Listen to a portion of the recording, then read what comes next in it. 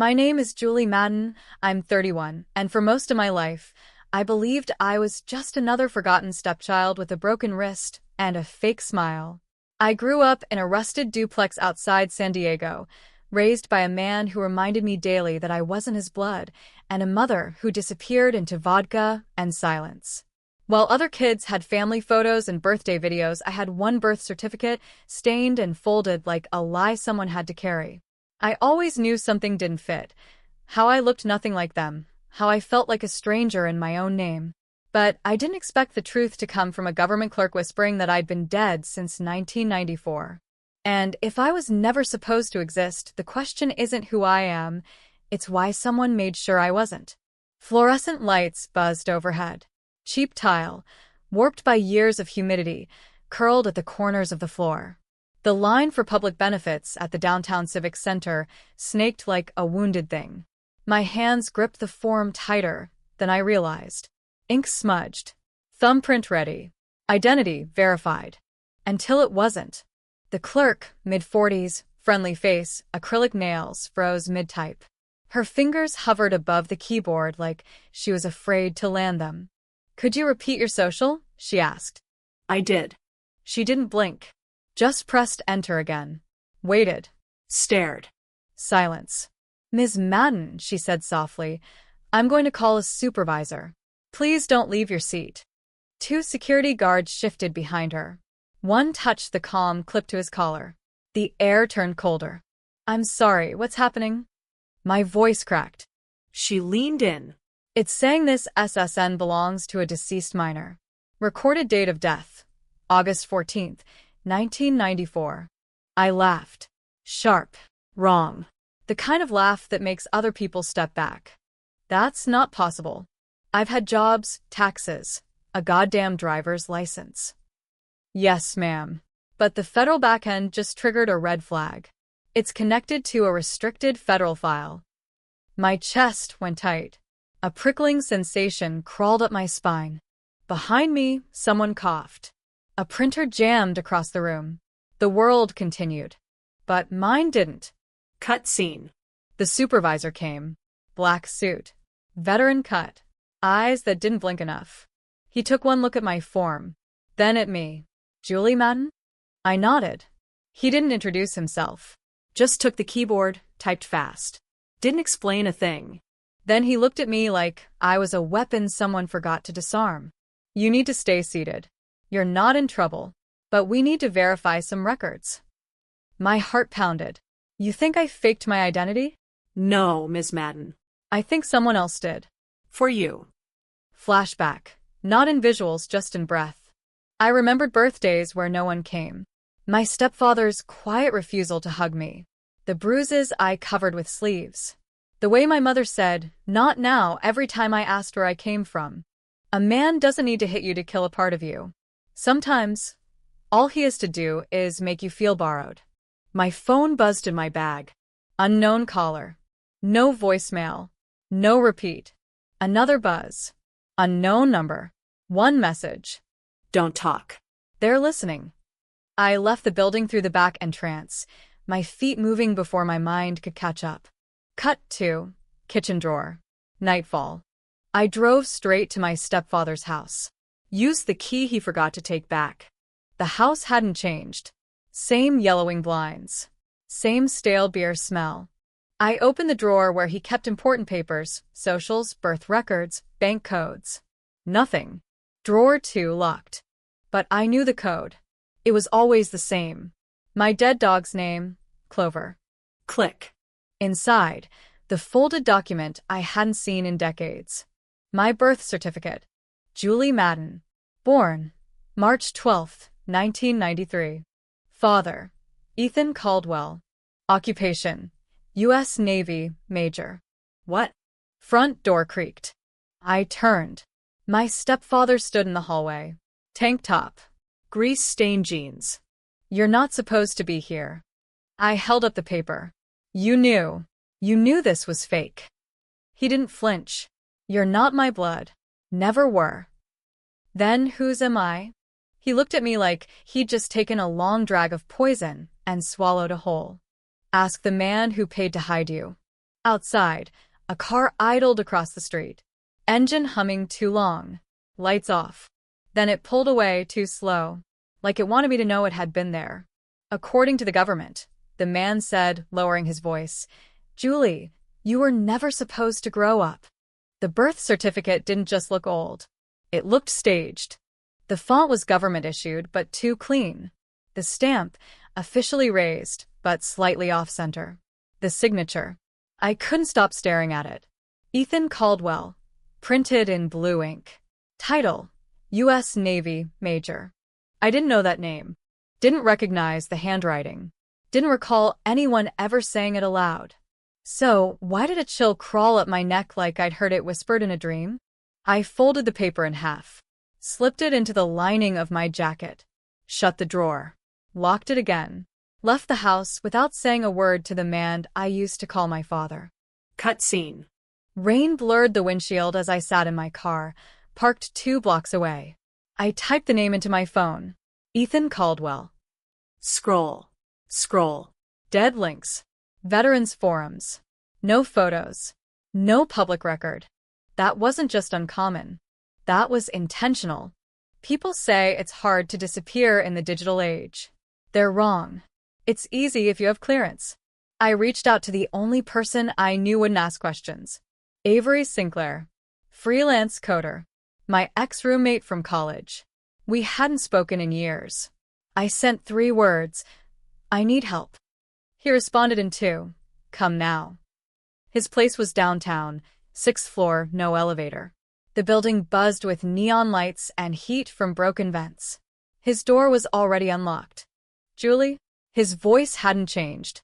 Nervous. Sharp. I handed him the paper. He unfolded it with surgeon hands. Scanned it once. Then twice. "This is a layered doc," he muttered. "Someone embedded code in the QR region. You don't do that on civilian birth records." I frowned.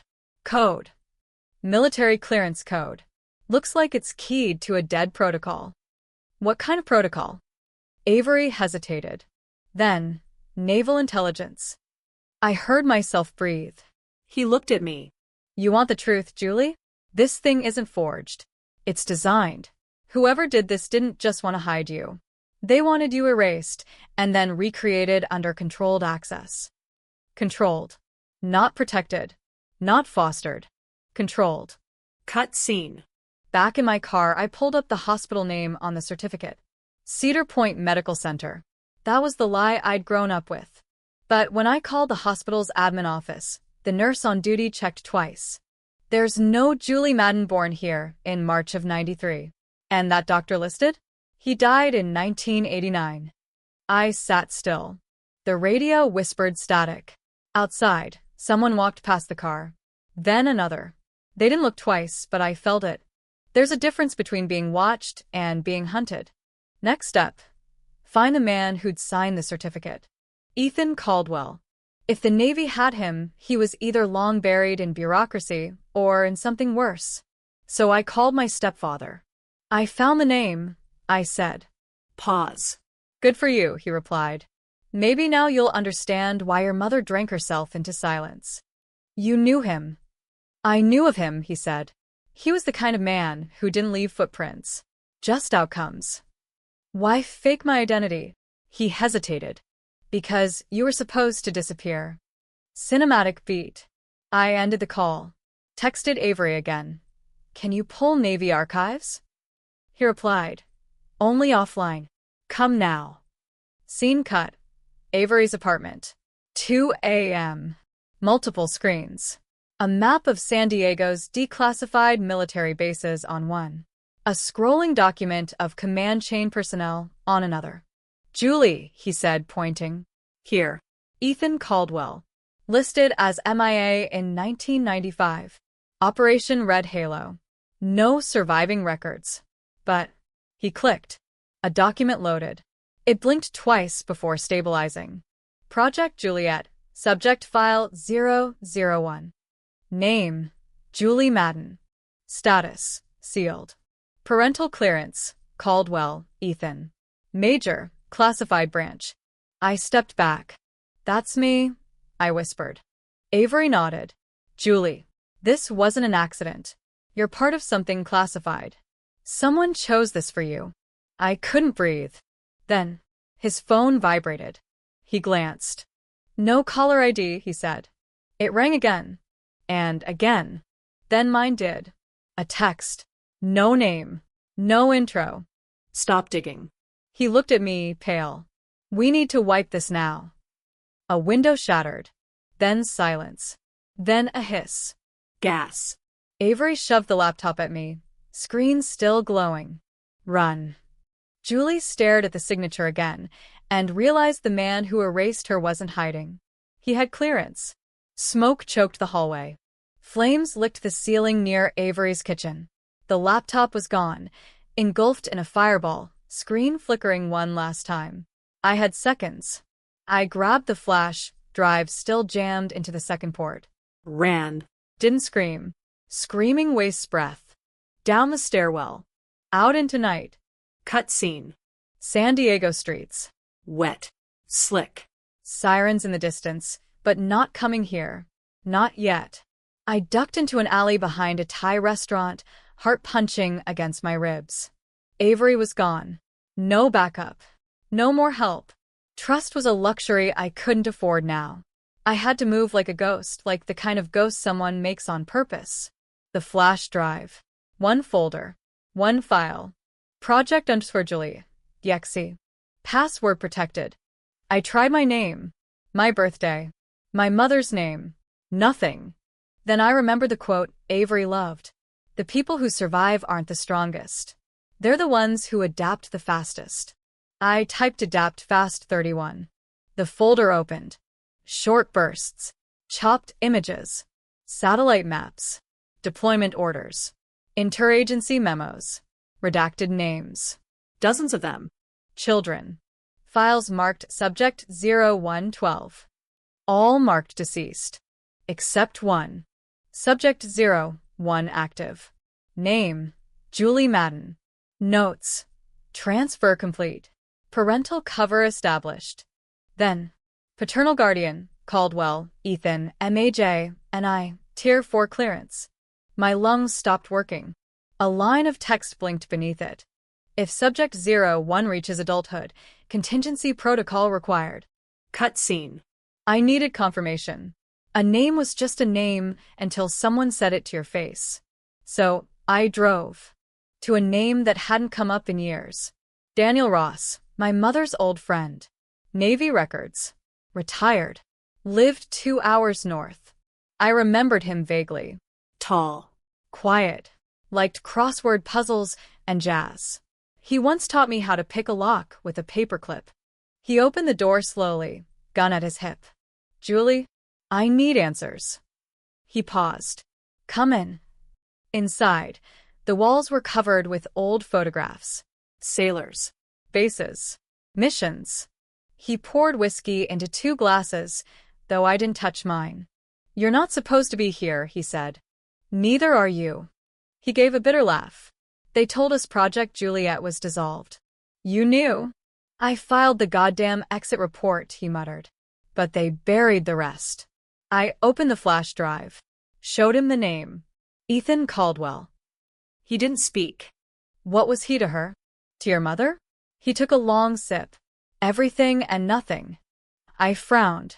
That's not an answer. He leaned forward, voice low. Caldwell was a cleanup man. The Navy's problem solver. People vanished when he showed up. Missions got erased. Records rewritten. When your mother got pregnant, she tried to walk. He didn't let her. Why me? Daniel stared at me like I was a cracked mirror. Because you weren't leverage. You were insurance. Cut scene. Outside. Black SUV. Parked across the street. Engine idling. I stood. They found me. He didn't move. Just handed me a folder. Inside, photos. Surveillance images. Me. Last week. Grocery store. Hospital. Civic center. They've been tracking you since your file triggered, he said. They always monitor loose ends. A knock at the door. He turned. Go. Now. I ran through the back. Jumped the fence. Tore the folder trying to climb. Didn't stop. Cut to cheap motel, off I-5. Lock clicks. Curtains drawn. Inside, I spread the folder across the bed. One photo stopped me cold. Not me. A man. Older. Beard. Standing outside a restricted airfield. Camera caught him mid-step. His ID badge visible just barely. Ethan Caldwell. Not dead. Not missing. Alive. Another knock. Not the door. My phone. Blocked number. Voicemail. I press play. A voice. Deep. Precise. Controlled. Julie. If you're hearing this, it means they lost you. Good. You're not ready yet. But you will be. Click. End. I open the flash drive a second time. Hidden file. Locked. Named. Contingency_01. I cracked it. A video. Grainy. Recorded at night. Camera shakes. Caldwell. Younger. Speaking to the camera. If you reach this point, Julie, understand. They'll tell you I ran. That I abandoned you. That you were part of some experiment. He paused. They'll never say what really matters. I saved you from what they made the others become. Behind him, a wall covered in photos. Children. Crossed out in red. Except mine. As Julie opened the flash drive, a single file name appeared on the screen. Project Juliet. The file corrupted halfway through. I yanked the flash drive from the port, heartbeat rattling like broken glass inside my chest. The motel walls felt closer than before. Every crack in the plaster looked like a camera lens waiting to blink. Someone knew I watched the video. Someone wanted me to stop. But the worst part? That voice. Calm. Almost proud. I saved you from what they made the others become. Cut scene. I found an old burner phone in the glove box. No GPS prepaid. Bought for emergencies I never imagined would look like this. I called the one person left on my list. Daniel Ross, I said. I need more than fragments. His sigh crackled through the line. You need a grave, Julie. Caldwell's not your father. He's a prototype for what monsters in uniforms look like. I want to see the files. All of them. He hesitated. You know where the old dry dock is? Coronado. Pier E7. Tonight. 1 hour. And come alone. The road to the pier was all shadow and fog. Security lights flickered overhead. Chain-link fences hummed with static. I parked 2 blocks out. Walked. Boots scuffed gravel behind me. Just once. I turned fast. No one. Or no one I could see. Daniel waited by the fence, holding a manila folder wrapped in duct tape. His eyes darted like birds trapped in a storm. He didn't say hi. Just handed me the folder. Caldwell falsified 12 identities. You were the first. They called it a security measure. A contingency asset. Children assigned to military personnel and buried under new names. You were Juliet-01. What happened to the others? They were tested. He looked at me then. They failed. I opened the folder. Pages yellowed at the edges. Handwritten annotations. Surveillance logs. Photographs of children. Eyes blacked out. Blood work. Behavior reports. All marked terminated. One file clipped in the back. Mine. Name. Julie Madden. Original ID. Redacted. Parental guardian. Ethan Caldwell. Clearance level. Tier 5. Status. Monitored. There was a second status line underneath. Sloppily scratched out with pen. But still visible. Replacement. Activated. Cutscene. A noise behind us. Daniel pulled me behind a stack of rusted shipping crates. 2 men in black approached the fence. No insignia, no lights. One of them scanned the ground with a motion tracker. I didn't bring them, I whispered. I know, Daniel said. They brought themselves. He shoved a flashcard into my hand. Encrypted drive. Everything Caldwell wanted buried. Gunfire snapped the silence. Daniel dropped. Chest. Twice. No scream. Just blood pooling into the sand. I ran. Back fence. Low enough to clear. I jumped, landed wrong, ankle screaming. Kept going. Headlights lit up the corner as I dove into a drainage tunnel. Rats scattered. My knees shredded against concrete. Cut scene. Inside the tunnel, I checked the flashcard. Small. Metal. Cold as bone. I pushed it into the backup laptop I took from Avery's. Password screen. Then nothing. Black screen. Then white letters. Welcome, Juliet. Final directive initiated. Redacted // active protocol. Alice. 03. I froze. Alice? I clicked into the drive. A list appeared, locations. Names. Alias assignments. Kill order priority. At the top. Julie Madden, status, breached. Alice Rowan, status, deployed. Caldwell, Ethan, status, rogue.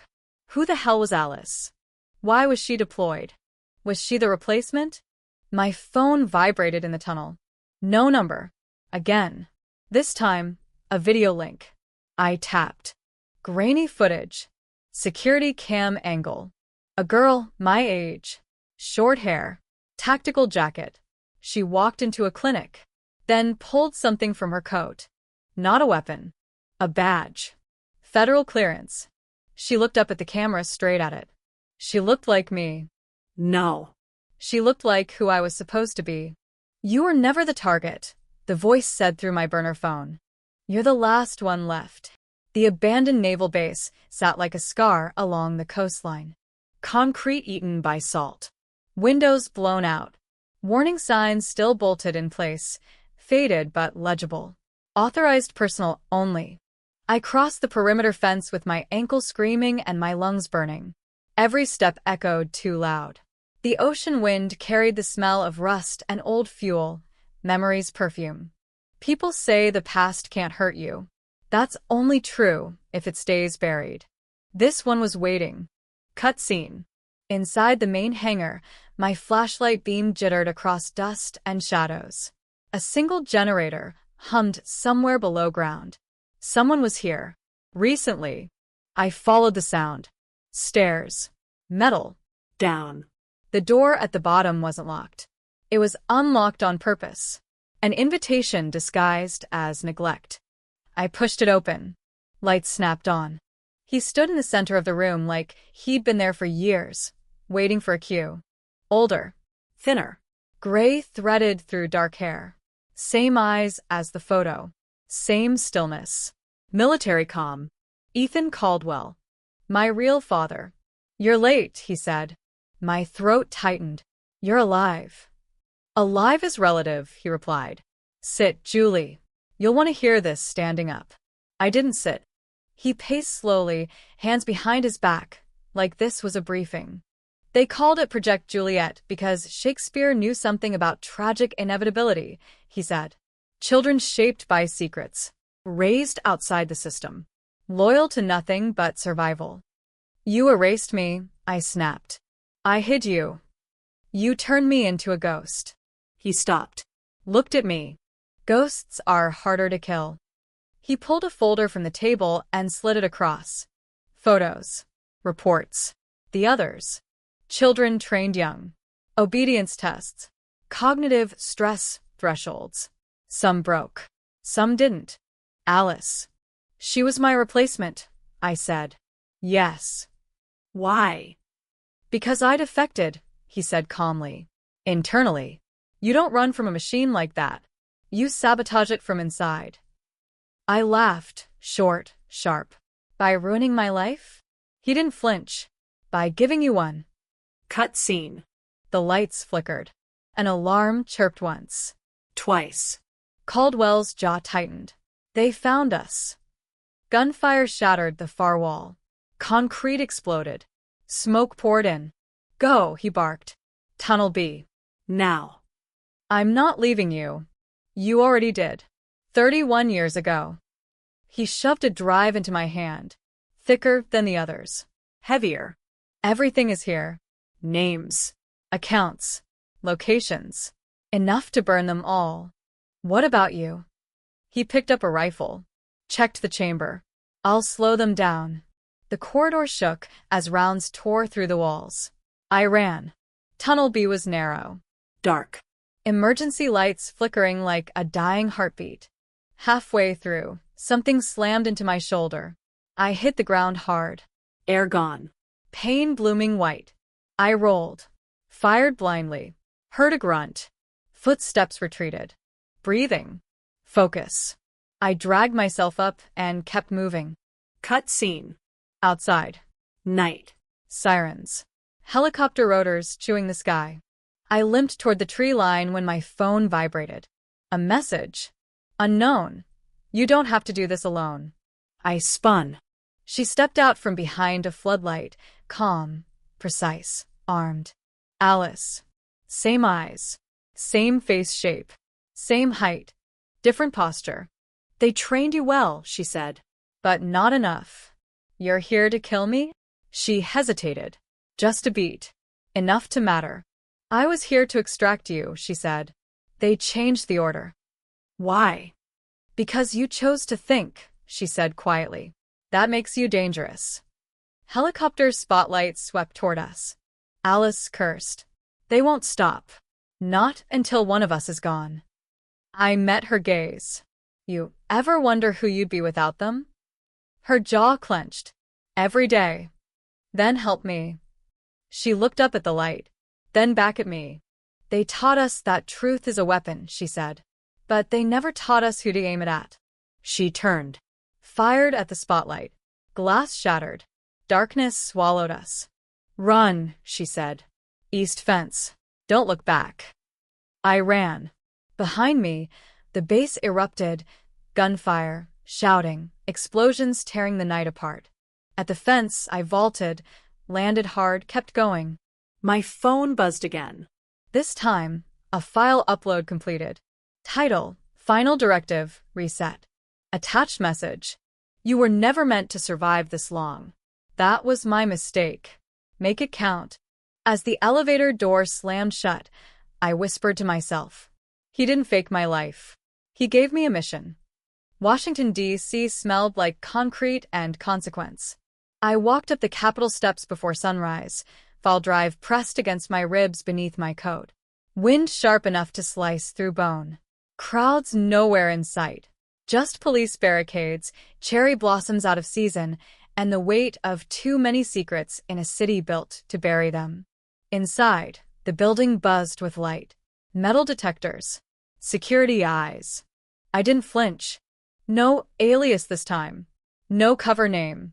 Just Julie Madden. And the truth. Cut scene. Senate Subcommittee. Room 204. Low ceiling, sterile carpet. Surveillance-grade silence. The chairwoman didn't stand. She didn't have to. You requested a confidential session, she said, flipping through my dossier. On what grounds?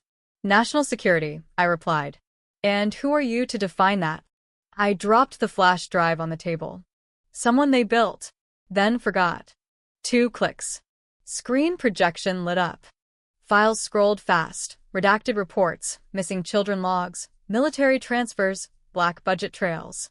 Project Juliet, in all its rotten architecture. Silence thickened. A senator coughed into his hand. Another leaned back, face pale. Then, I need legal immunity, I said. And protection for everyone on this list. You're blackmailing Congress? The chairwoman asked, tone ice. No. I'm fixing what your predecessors refused to see. Cut scene.